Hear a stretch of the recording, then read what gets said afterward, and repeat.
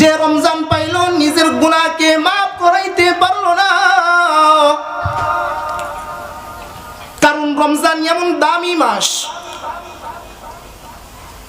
যে মাসে আল্লাহ পাক বান্দাদের উপরে রহমত বরকত নাজাত দিয়ে থাকেন। হযরত আবু হুরায়রা রাদিয়াল্লাহু তাআলা আনহু বলে, যখন রমজানের চাঁদ আসমানে উদিত হয়ে যায়, আল্লাহ পাক রব্বুল আলামিন আসমানের রহমতের দরওয়াজাগুলো বান্দাদের জন্য খুলে দেন। সুবহানাল্লাহ বলেন। আল্লাহ পাক আসমানের সমস্ত রহমত বরকতের দরওয়াজা আল্লাহ তাআলা তার ভালোবাসার বান্দাদের জন্য খুলে দেন। আল্লাহ পাক দুজকের দরওয়াজাগুলো বন্ধ করে দেয়। আর শয়তান যেটা আমাদের প্রকাশ্য দুশমন, ইন্নাহু লাকুম আদুউম মুবিন, আল্লাহ পাক রব্বুল আলামিন কুরআনের ভিতরে বারবার বলছে শয়তান তোমাদের প্রকাশ্য দুশমন। আল্লাহ তাআলা এই শয়তানকে শৃঙ্খলাবদ্ধ করে ফেলেন। এই রমজানের জন্য চিন্তার কোনো কারণ নাই। আল্লাহ পাক সূরা বাকারার ভিতরে আয়াত নাজিল করে আল্লাহ তাআলা জানায় দিয়েছেন, ইয়া আইয়ুহাল্লাযীনা আমানু কুতিবা আলাইকুমুস সিয়াম কামা কুতিবা আলাল্লাযীনা মিন ক্বাবলিকুম লাআল্লাকুম তাত্তাকুন।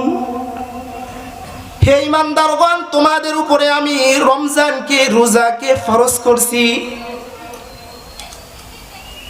তোমাদের পূর্ববর্তী যারা ছিল তাদের পরেও রোজা ফরজ ছিল। লাআল্লাকুম তাত্তাকুন, যাতে করে তোমরা তাকওয়া অবলম্বন করতে পারো। কারণ তাকওয়া এমন এক দৌলতের নাম, বান্দা গুনাহ থেকে বাঁচতে পারে না যতক্ষণ পর্যন্ত না ওয়াত্তাকুল্লাহ তার কলবের ভিতরে থাকে। বান্দার এমন এক হালাত সামনে আসছে, দুনিয়ার কেউ নাই, কোন রাজা বাদশা উপস্থিত নাই, কোন জনগণ উপস্থিত নাই, পৃথিবীর কোন মানুষ উপস্থিত নাই, কিন্তু বান্দা একা আছে, গুনাহ সামনে আছে। যদি বান্দার অন্তরের ভিতরে ওয়াত্তাকুল্লাহ আল্লাহর ভয় থাকে, ওই বান্দা কখনো ও গুনাহ করতে পারে না। এ কারণে আল্লাহ বলে, ইন্না আকরামাকুম ইনদাল্লাহি আতকাকুম, তোমাদের ভিতরে সব থেকে সম্মানী আমার কাছে ওই ব্যক্তি, আল্লাহ পাকের কাছে সব থেকে দামি সম্মানী ওই ব্যক্তি যার ভিতরে আল্লাহর ভয় বেশি। আল্লাহ পাক এই রমজান আমাদেরকে দিয়েছেন আল্লাহর ভয় অর্জন করার জন্য।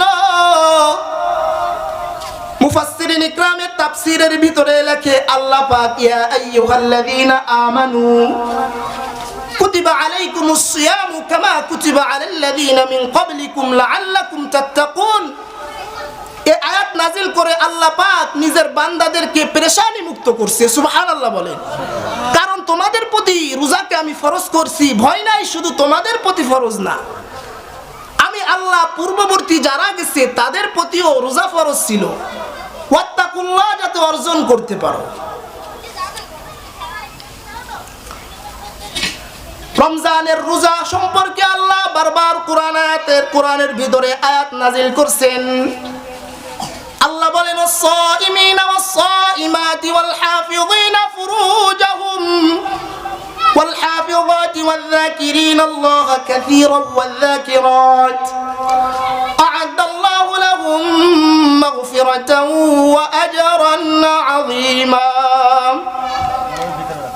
রোজা রাখনেওয়ালা পুরুষ স্ত্রী, নিজের লজ্জাস্থান হিফাজতকারী পুরুষ স্ত্রী, অধিক জিকির করনেওয়ালা পুরুষ স্ত্রী, আল্লাহ পাকের কাছে তাদের জন্য রয়েছে উচ্চ আসন। আ'আদাল্লাহু লাহুম মাগফিরা, আল্লাহ তাআলার কাছে তাদের জন্য জন্য ক্ষমা রয়েছে, ওয়া আজরান আযীমা, এবং তাদের জন্য রয়েছে আজরান আযীমা, বড় দৌলত, উচ্চ সম্মান, ইজ্জতের স্থান। এ কুরআন নাজিলের মাস রমজান মাস সামনে আসতেছে। শাহরু রমাদান আল্লাযী উনজিলা ফীহিল কুরআন। আল্লাহ পাক বলে এই রমজানের ভিতরে কুরআন নাজিল করা হয়েছে। হুদাল লিন্নাস, মানুষের জন্য হিদায়াত, সুস্পষ্ট হিদায়াত। সত্য মিথ্যার পার্থক্যকারী হিসেবে আল্লাহ পাক কুরআন নাজিল করেছেন। শুধু কি তাই, রোজা রাখনেওয়ালার সম্পর্কে সরওয়ারে দু আলম বলেন, আস-সাওমু লি ওয়া আনা আজজি বিহি। আল্লাহর রাসূল বলেন, মান সামা রমাদান ঈমানান ওয়া ইহতিসাবান গুফিরা লাহু মা তাকদ্দামা মিন যামবিহি। যে ব্যক্তি রমজানে রোজা রাখলো সওয়াবের নিয়তে আল্লাহর জন্য, আল্লাহ পাক রব্বুল আলামিন তার জিন্দেগীর গুনাহগুলোকে maaf করে দিবেন। সুবহানাল্লাহ বলেন। রমজানের কত গুরুত্ব। আল্লাহ তাআলা বলেন, আস-সাওমু লি ওয়া আনা আজজি বিহি। এই রোজা আমার জন্য।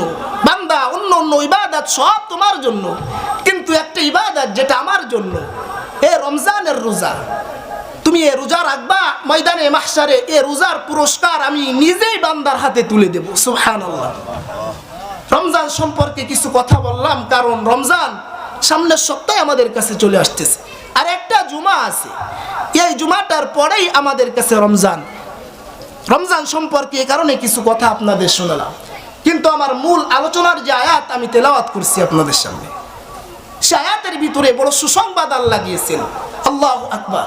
মুফাসসিরিন ইকরাম এত সুন্দর করে আয়াতের ব্যাখ্যা তুলে ধরছেন, যেটা পড়লে কঠিন হৃদয়ওয়ালা মানুষের কলিজার ভিতরে আসর করবে। কঠিন হৃদয়বানও যদি অন্তরের কান দিয়ে, দিলের কান দিয়ে শোনে কথাগুলো, তাও তার কলিজার ভিতরে আসর করবে।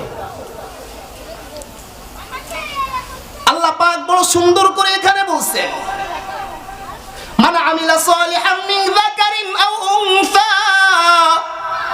আল্লাহ পাক এই বয়ান শুধু পুরুষের জন্য করে নাই। মা বোনরা যারা আছেন, আমার মালিক কত দয়ালু। আল্লাহ পাক মা বোন সহ, চাচা, মামা, খালা, ভাই, বাবা যারা আছেন, অর্থাৎ আল্লাহ তাআলার মাখলুকের ভিতরে শ্রেষ্ঠ মাখলুক ইনসান, সমস্ত মানুষ সম্পর্কে এই আয়াতের ভিতরে আল্লাহ বলেন, মান আমিলা সালিহাম মিন যাকারিন আও উনসা ওয়া হুয়া মুমিন। পুরুষ হোক অথবা নারী হোক, যেই হোক, ঈমানের সাথে যে নেক আমল করবে, ফালানুহইয়ান্নাহু হায়াতান তাইয়্যিবা। আল্লাহু আকবার বলেন।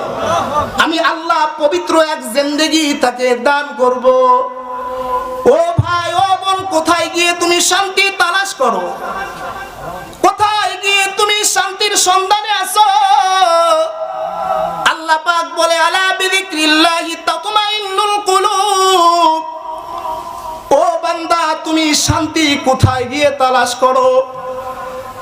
শান্তি যেখানে আমি মাওলা রাখছি সেখানে তুমি তালাশ করো না। দুনিয়ার ভিতরে কখনো শান্তি পাবা না। দুনিয়া অন্বেষণকারীরা কখনো কলিজার শান্তি পাবা না, কারণ আল্লাহর রাসূল বলে, আদ-দুনিয়া জিফাতুন ওয়া তালিবুহা কিলাবুন। দুনিয়া হচ্ছে পচা মুড়ির মতো, আর এই দুনিয়া অন্বেষণের পিছনে যারা ঘুরতেছে তারা সবাই হচ্ছে কুত্তার মতো। আমি জবান দিয়ে বলতেছি, এই কারণে আমি বলতেছি মনে করেন না। আল্লাহর রাসূল উম্মতকে কত ভালোবাসে, এখনো পর্যন্ত উম্মতের জন্য কাঁদতেছি। ময়দানে মাহশারে আল্লাহর রাসূলের সামনে থেকে আমাদের কাউকে জাহান্নামে নিতে পারবে না ফেরেশতারা। বিভিন্ন আকৃতি দিয়ে গুনাহগারদেরকে নিয়ে হবে, কারণ আল্লাহর রাসূলের কলিজার ভিতরে উম্মতের জন্মের মায়া। বাংলায় বললাম একেবারে অধিক মায়া। অন্যান্য নবীরা পেরেশানি থাকবে, কিন্তু সরওয়ারে দু আলম সিজদায় পড়ে উম্মতি উম্মতি করবে। আল্লাহু আকবার। সেই নবী বলতেছেন দুনিয়া জিফাতুন ওয়া তালিবুহা কিলাবুন, দুনিয়া অন্বেষণ করো না।